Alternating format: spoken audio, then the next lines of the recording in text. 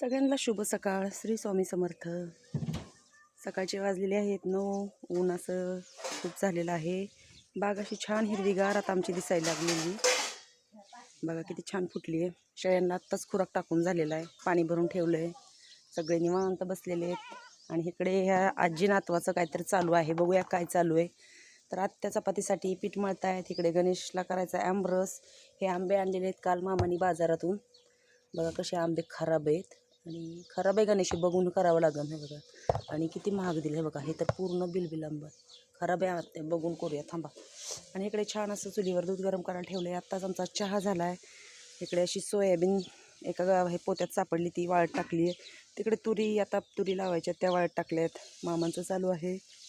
गणेश भरलं ते पाणी सांडायला लागलं ट्रॅक्टरमधलं. मामा शेंगा पसरवत आहेत. आज वाळवायच्या आणि आज भरून टाकायच्या. जा पाणी व्हायला लागलं.